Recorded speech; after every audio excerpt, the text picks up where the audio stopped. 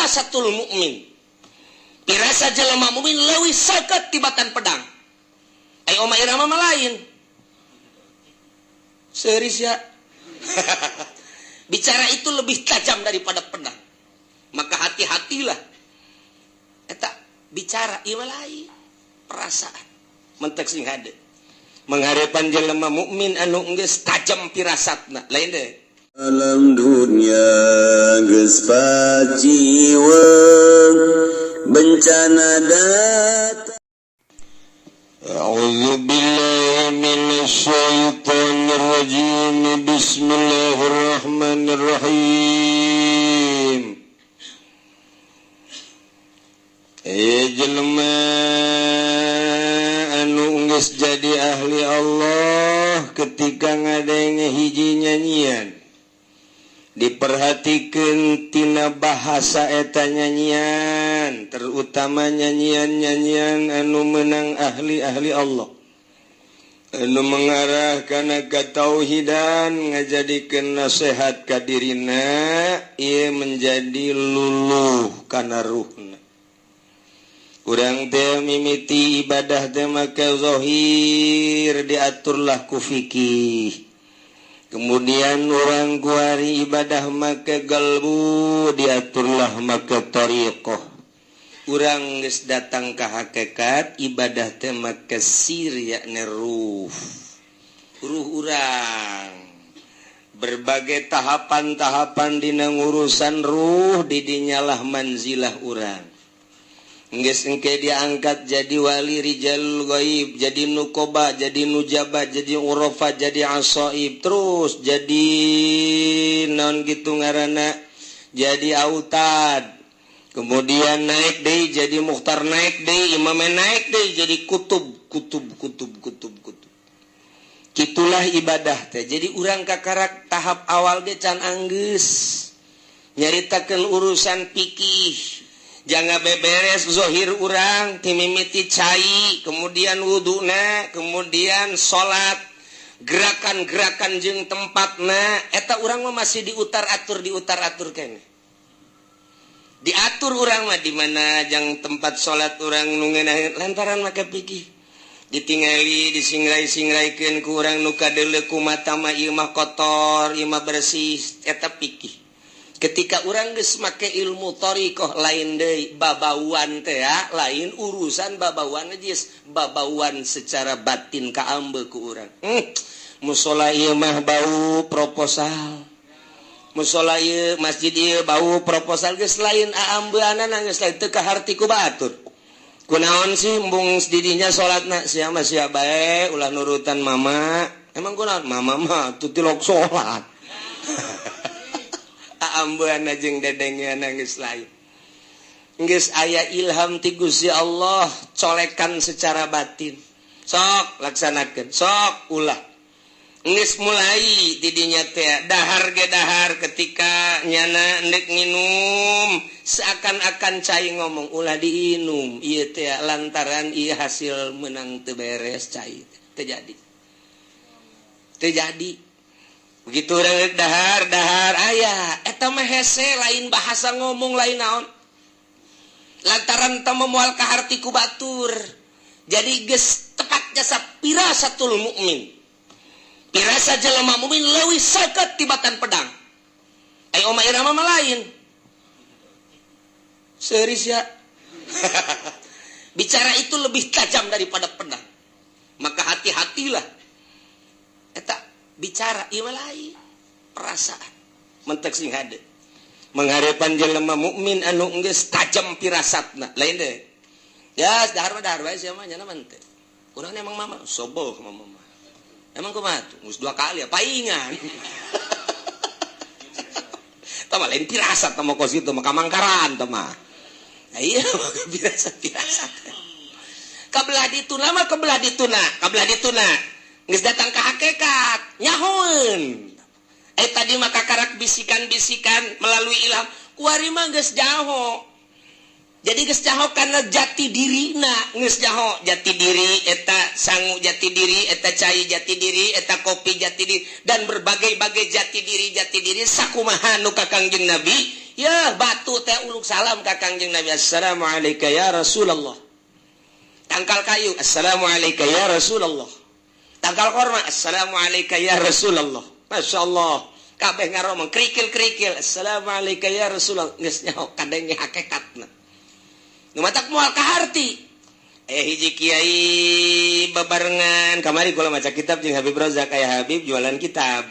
Jadi dibaca sakedeung ku kula. Nah, aya hiji kiai diiringkeun ku muridna, kemudian nyana teh ka tempat hewan, mun urang mah naon ngaran? Tempat hewan teh? Tempat hewan teh nu muroba ieu anu manuk sagala gitu. Ke kebun binatang. Nyajak ke kebun binatang teh si kiai teh anu geus datang ka hakikat. Datang jeung murid-muridna biasa seserian segala naon. Ternyata horenganan di kebun binatang ari waliullah mapan maraca salam ka nyana. Assalamualaikum ya Razak. Salam atunya lagi Waalaikumsalam, Waalaikumsalam. Muridna kaget. Waalaikumsalam ka saha? Waalaikumsalam biasa. Murid kaget kabeh, tapi biasa bae guys. Datanglah ke tempat monyet. Monyet kabeh mararenta.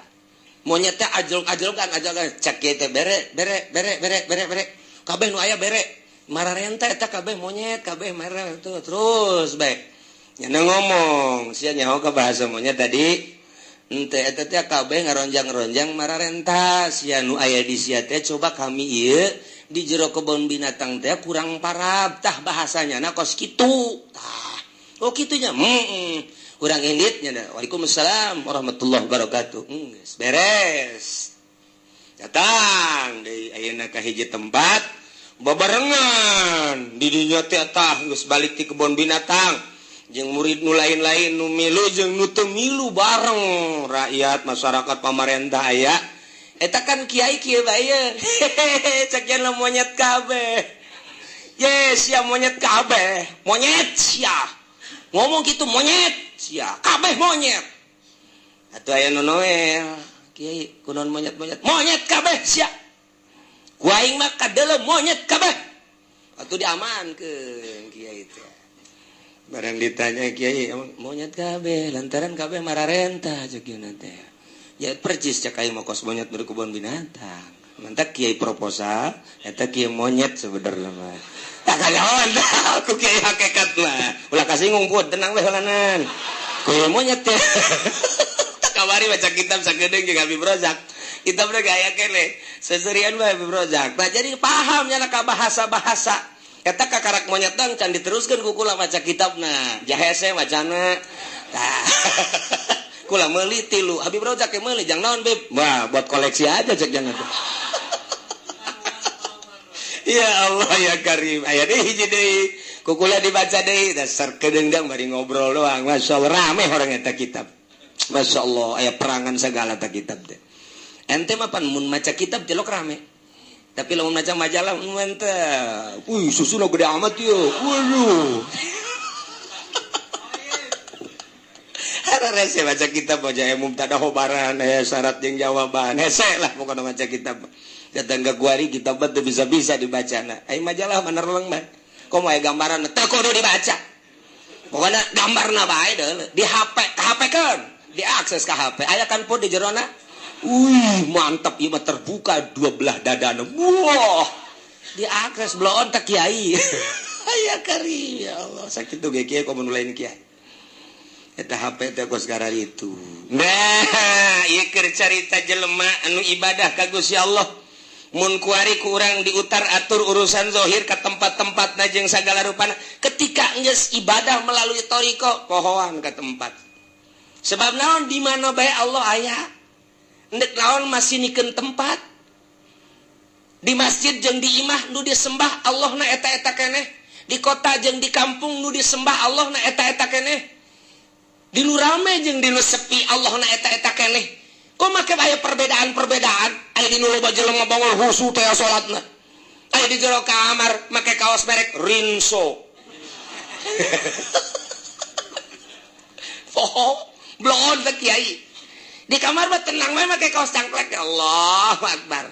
Nurinso Nudino macem-macem geus pokona mah tah tapi kan di masjid mah nyana henteu sanggupeun da teh make merek Rinso lamun aya kiai nu di kamar jeung di masjid beda eta kiai ondo eta encan nyahoeun cek nya mah meureun di masjid mah aya pangeran di kamar mah eueuh ge aya perbedaan nah eta kiai kakarak berbau pikih doang jadi bae kos kitu ngan mikih encan datang karena noriko ketika noriko tetep bae di luarnya make jubah di jero make jubah kos kitu bae salat lagi sarua bae sebab Allah na eta keneh nah geus kos kitu mah mun nyaritakeun Mekah biasa-biasa bae sebab naon jelema aya nu ka Mekah tapi hatena mah di kandang kebo keur toap inget ka eneng eneng aing sanu urusannya cek ya ada jelema nama keur toap deui nya jeung Haji Pudoli atuh bismillah Allahumma hatena mah eneng aing di mana saha nu ngurus pada tadi hareupeun Baitullah tapi ahli Allah sanajan di kamar di imah di mushola tetap Allah teu inget ka eneng teu inget ka mobil teu inget ka naon paling sekedar ka zaki ya lumayan lah saeutik-eutikeun teh mah bener bod rusak lamun lain ahli Allah tetap ibadah rusak bae hese bae tak ketika dek bae jadi ahli Allah geus akur bae ketika datang waktu sholat di jalan Allahu Akbar tenang bae ih bumi Allah kalem bae eueuh masalah ketika geus datang ka hakikat geus lain deui geus bae kadeuluna ge teu salat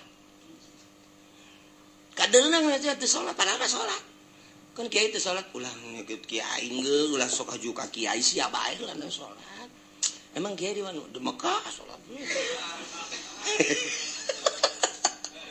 geus mal ka harti teu bisa pake lalagaan lantaran kadang-kadang di ieu mah kadeuleu teu salat horeng di anu mah aya saya geus kos kitu mah lantaran tadi teh ya urang mah ngaji ge hayang rame urang mah ngaji teh masih kada kompetisi dina karamean wali mah geus lain kitu ngaji bangun pindah ngaji bangun majelis salim pindah geus teu hayangeun nya nama bangunan-bangunan kos kitu jang naon nu penting mah jelema nyaho ka Allah dituntun ku aing tina teu nyaho ka Allah jadi nyaho ku aing geus jaraho atuh geus dipasrahkeun geus sia geus nyaho geus titipan ilmu mama mah berangkat deui neangan deui tempat nu sepi ayo nuduhkeun ka Allah kadanan ku kitu atuh ulah proposal boleh besi bau monyet ya monyet geus sok kikian besok geura urang ka dieu ka mana karah ka Solear di mana karah Solear teh di mana karah di Padegelang ngaco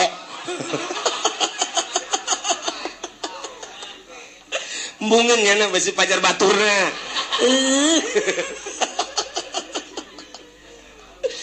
tah di dieu di Cisoka urang kada ronjang-ronjang tapi aya rajaan teh di tengah-tengah nu dararatang teh kok kanyawan raja pan kadeuluna nya make makuta rupa monyet tapi ternyata jelema kasep sasalaman nya biasa uluk salam assalamualaikum masyaallah horeng kapanggih jeung rajana rupana rupa monyet padahal horenganan ahli Allah tukang zikir tah kos karar itu geus jadi ahli hakikat ba rupa monyet horeng wali aya lembur mah rupa wali horeng monyet mantak asana di dia monyet kabeh iya kari mung disebut monyet sebagian ceknya na aduh ampun itu monyet bae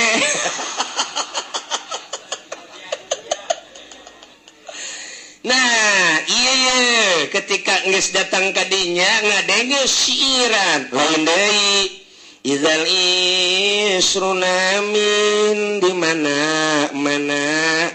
tanggal 20 tina bulan Syaban geus kaliwat berarti tinggal 8 poe deui tawasil surba laili kabinahar sok tepungkeun inuman peuting kana beurang ulah eureun-eureun nginum wala tasabiak dahi sigorin ulah nginum make wadah nu leutik bila perlu kasrol nomor 12 nu gede ember bila perlu mah lantaran pakodoko zamanu ala sigori geus rupak zaman sempit lamun make nu leutik engke kakurangan dina leutik sempit waktu ieu teh nu mentak didinya teh ulah eureun-eureun urang terus-terusan kudu nginum ulah eureun-eureun eta teh bahasa syiiran kadenge ku urang mah urusan pitayeun urusanana hanya sekedar urusan pibeteungeun tapi kadenge ku jelema ahli thariqah kadenge ku jelema ahli hakikat lain kitu kumaha manehanana didinya teh paham kana yen maksudna eta syiiran teh jelema teh di mana-mana lahir ka alam dunya ta eta teh kakarak bijil mata poe di mana-mana geus datang ka zuhur berarti manehanana geus setengah tubuh di mana-mana ka asar berarti geus 40 tahun ka luhur di mana-mana jam 5 geus kos Habib Rozak tinggal sajam deui suruh kita dina Irsyadul Ibad Imam Zainuddin Malebari ngagambarkeun manusia seperti eta. Nah, teu beda jeung ieu. Bulan Ramadan teh dina tanggal 1 ngora keneh berarti umur urang, tanggal 15 setengah tubuh berarti umur urang, ketika tanggal 20 berarti geus kolot. Nah, tinggal 10 poe deui surup ieu teh beak bulan Ramadan. Eta teh keur carita Ramadan, caritakeunlah ka diri urang, berarti aing geus kolot kudu siap-siap ulah kampanye. Aing nu ngora mah masalah pun. Nu kolot ya. Saya Haji Hamid ulah geus kos kitu mah. Komo ide leutik duitna mah Allah untuk ulah. Kecuali si diberi apaan saya masalah sih. Pugu bermasalah. Tah eta teh tanggal 20 kolot berarti. Iyalah jadi nasihat. Hartina di mana geus tanggal 20 bulan Syaban lewat tidak terkecuali siapapun. Geus ulah eureun-eureun pawasil tepungkeun berangjeng peuting teh pake ngerogot zikir ibadah ka Gusti Allah. Ulah aya kesempatan di luar ibadah ka Gusti Allah, beakeun waktu berangjeng peuting pake zikir ka Gusti Allah. Ulah-ulah keur teu hees di jero hees zikir bae. Emang bisa? Atuh bisa. Pan bisa kos kitu sih. Atuh ente mah hees sih ngomongna. Ya hees teh hees beneran. Atuh pan Kangjeng Nabi mah, Kangjeng Nabi masyaallah qalbuhu lam yanam wal ainu qad naisa. Mata bisa peureum sare golbu nanti. Atuh warasatul anbiya ge bisa. Nu mantak guru kula di Banjar Kiai Haji Mumu, putra daripada ayah Banjar. Ketika sare, emang kumaha gitu ketika saya tanyakeun ge ka anakna. Asal Malik, Allahumma sholli salatan kamilah wa sallim salaman taman. Malik deh ka dia. Tan halu pilih qala ta karo jibril qala di bener lain lalaga. Berarti kan terus-terusan nyana teh geus lazim terus-terusan ada mul intiqat jeung shalawat. Ajengan Mumu almarhum masyaallah almaghfur lah. Eta teh asal Malik we kos kitu tah. Awalna pamajikanna ge kageteun. Je, sare tah henteu sih ka haji. Tapi sare asal Malik ada Allahumma sholli salatan kamilah wa sallim. Malik deh ka dia. Tan halu pilih qala ta karo jibril. Baik. Ayo Habib Rozak apa lain?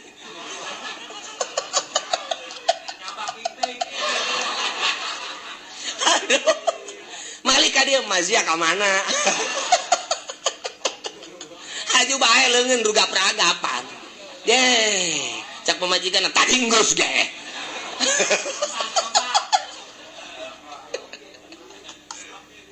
Beda. Masya Allah. Eta keur carita ahli sholawat. Ahli sholat teh kos kitu mantak anyar-anyar besok ditanya. Yang penting saretan teu. Sare. Pan Malik kade kitu ge seuri bae nyana.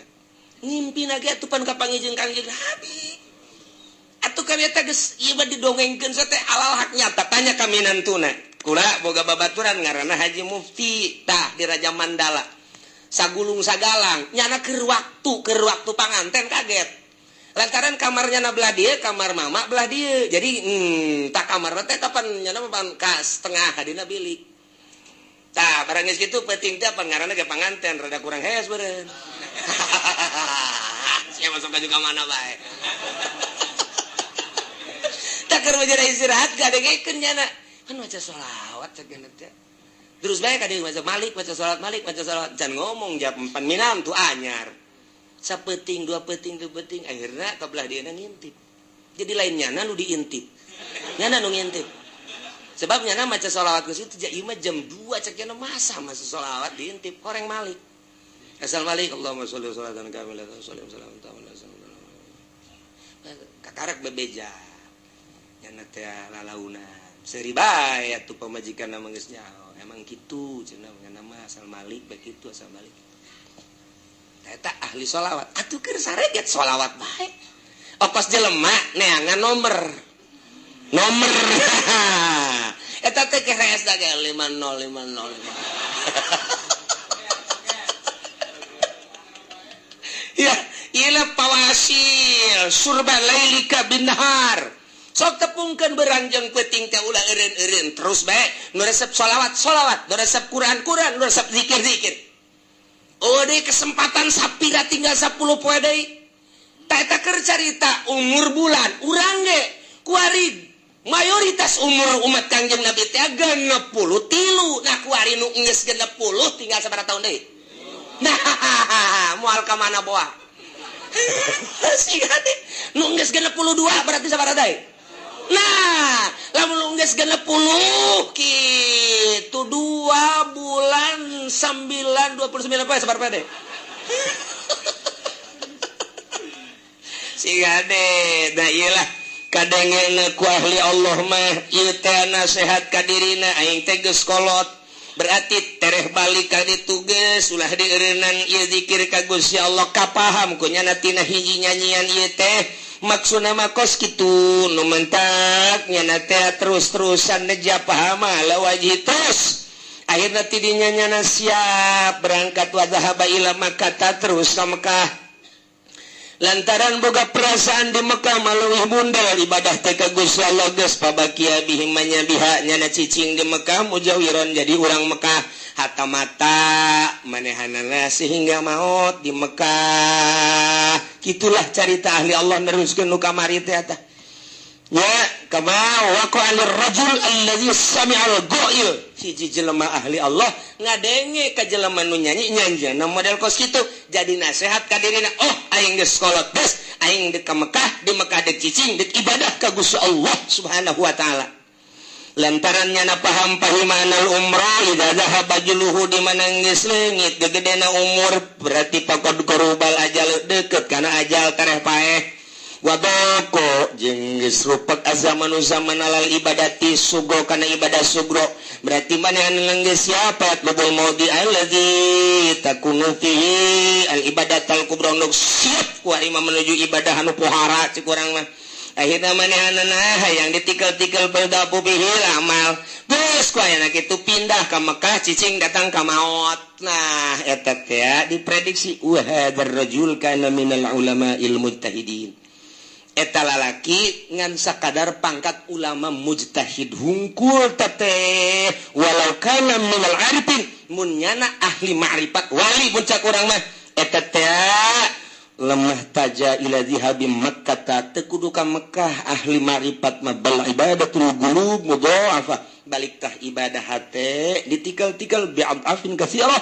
dengan tikelan anu loba tanpa manehna ka Mekah cukup bae di imah jak pangeran nama eta kene mentak ahli marifat ba ngajauhan di Mekah ngajauhan lamun di Mekah ieu kuari geus teu balener jauh jana mah geus bae bandingan ulah di Mekah cek kana maning di lembur bae di kamar teu nyaman ieu teh teu nyaman neangan kanyamanan nah lamun lantaran ahli marifat ba di mana bae nyaman di kota nyaman di lembur nyaman di leuweung nyaman geus tilok pindah-pindah geus bae nya atuh batur-batur maraboknya namanya batur-batur korupsinya namanya batur-batur zinahnya namanya teka gedag anginan teu unggut kaliungan tetep bae Allah tetep Allah bae hate berang jeung peuting akur situasi jeung kondisi kumaha bae nya nama akur Allah bae sehat jeung gering tetep bae Allah bae manehna panas jeung tiris Allah bae manehna kecuali usum pilkada lain deui teh mah urusanna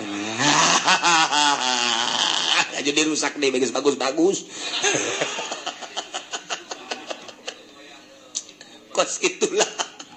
kos gitulah carita ahli Allah mah atuh biasa bae santri loba jeung saeutik akur bae jan nuju nama ridho Allah jeung nyana geus usul ka Gusti Allah geus teu asana naon nya nama biasa bae geus ka Allah bae nikmat bae sorangan sakitu lobaan sakitu geus nikmat bae matak nya nama maca Quran ge tilok tamat geus asa babarengan jeung Allah sedengkeun Al-Qur'an teh kadang bisa bulak belok atuh maning jeung Allah bae Zikir lagi lain cara zikir nu biasa. Batur mah zikir la ilaha illallah, la ilaha illallah. La nah teu ngahaneng bekos ku bade. Atuh kieu. Sebab naon mata anak zikir ka Gusti ceuli zikir ka Gusti melalui tafakur tadi. Jang naon cicing di Mekah aing ngan sakadadek balanja teh kokoneng mah tuh. Je atuh deuk danaonan atuh mading di lembur pake tafakur ka Gusti Allah. Dan mantak nu tadi lain goreng ngan sakadar ulama ahli mujtahid ahli ijtihad lamun nyana bener-bener naon kitu ngaranna katapakuran ku nyana eta syiiran tentu teu kudu ka Mekah cicing di imahna di kamar sorangan biasa bae akur bae Allahna eta keneh kajen kuku mage nu kasipatan ku wujud kidam baqo mukhalafan lil hawadis qiyamuhu binasuh daniat kudat iradat ilmu hayat sama tah eta kabagi kana opat aya sifat nafsiyah aya sifat geus kabeh eta keneh Allahna maha ngarungu, maha uninga, maha kitu, naon kitu ngaran ningali, maha sagala-galana wa huwal qahiru fawqa ibadi. Geus bae titik di dinya ayana, di dinya cicingna, di dinya ibadahna, nikmat ka Gusti Allah. Teu dirubah-rubah. Geus bae ngeunaheun nama. Tah kos kitulah. Jadi hiji syiiran teh dijadikeun nasihat ku manehana. Kitulah ahli Allah Subhanahu wa ta'ala. Nu mantak engke ngararomong kabehan hewan-hewan ngomong kamari aya deui tah dibaca keur aya keneh Habib Rozakna di dinya. Aya hiji jelema kapanggih jeung hewan. Assalamualaikum. Waalaikumsalam. Ngaduakeun tah nyana teh atuh wali mah kieu alhamdulillah paingan di zaman Kangjeng Nabi Sulaiman batur teh titah baralik cukup ku doana sireum horeng sireum ge ngadoa. Ieu ge diurang ieu panca Kangjeng Nabi laula make bahasa laula andai kata teu aya hewan-hewan niscaya makhluk-makhluk kabeh moal dihujanan ku Gusti Allah lantaran daroraka ka Gusti Allah. Ngan Allah nyaaheun jeung dedeuheun ka munding bae jeung ka sapi jeung ka hewan-hewan nu lainnya mah teu berdosa. Cak Allah aing mah ngahujanan ge eta bae nu teu berdosa. Urang teh berarti kasapatan ku kebo. Nah, kamari dibaca ku kula eta kitab teh aya deui hiji jelema kapanggih lantaran teu ngarti tak teu ngarti ai kiai mah tadi wali kan ngarti ai nu sajen mah teu ngarti begitu kapanggih tah jeung meong jeung ucing teh salam ka nyana assalamualaikum ditalipak doger bae cak ucing teh aing ngadoakeun ditalipak can maling can naon penjahat sia cak ucing teh Habib Rojak seserian bae tuh jadi beda uyeup hewan-hewan teh salam kemudian ngadoakeun nu paham mah Waalaikumsalam diusapan tapi nu teu paham dicabok tah urang teh kapan kos kitu can puguh can karuh kana naon ge main tindes-tindes wae nah iyalah sejasa geus datang ka dinya mah geus lain deui pemikiran lantaran awalna melalui pirasa kemudian kabelah diana melalui ilham kabelah dituna melalui mukasyafah asal geus mukasyafah lain deui geus geus tama jelas-jelasan geus tama geus jelas-jelasan. Saju ka halarti bae ngaji heran. Wallahu alam.